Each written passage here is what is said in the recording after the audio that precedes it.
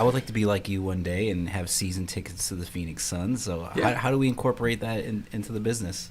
Oh, great question, actually. So I actually did a YouTube video on this Okay. as well because I was a lot of people were asking me kind of that question. So here's ultimately what it comes down to. So, and this is exactly my strategy. And I even tell my son's rep, this is what I'm doing. So what I do is I essentially am going to about half the games, and I take my clients with me to those games that I go to. Those tickets, the value of those tickets. Now, if you've never had season tickets, you would know that each game has a separate value. So some games are actually higher, and some games are lower. And so I pick all the lower end games, and those are the games that I'm going to.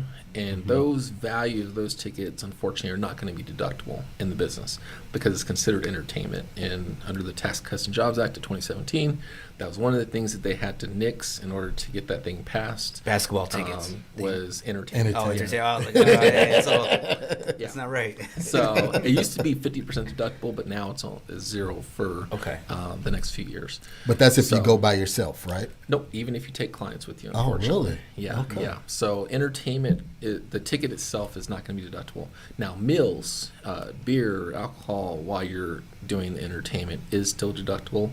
It's still deductible at 50%, but it is an actual deductible expense still. Okay, so now for the tickets that I'm selling, that becomes a cost goods sold. So for those items, it's not entertainment, it's a cost goods sold. And if that's the case, you get a deduction for the value of those tickets that you're actually selling.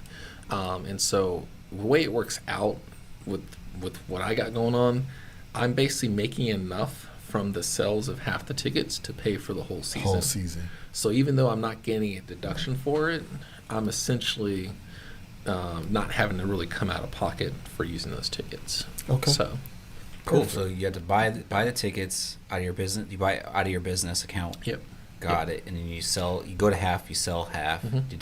Deduct half of the tickets, and Yep. you write off the food and beer, whatever you might spend with the Right. client. Got it. Exactly. Your wheels Exactly. are turning, huh? Yeah. So what you got? You recouped your money from the sales. Yeah. But I what about recouped my like money from the sales. the yeah. deductions? How much does that really help overall? Probably So not much, or It depends So- on how much beer you drink. Mike. you will have a profit from the sales of the tickets that you will ultimately have to pay some taxes on. Cool. But the way that the math works out, you're not really out anything as long as you get enough value on those sales of those tickets to make the additional profit and tax that you're paying kind of offset. So I've essentially taken something that was going to be a cost, essentially, that I wouldn't have gotten anything from, and turned it into something where I'm not essentially not paying for it at all. got it. Okay. So Love yeah, it. it's pretty sweet. What's your YouTube page? So just so we know. So they did this new thing. They rolled out this new thing where it's an @ symbol now. So it's just @ Ignatius CPA Cool. is Okay. the short name to find it.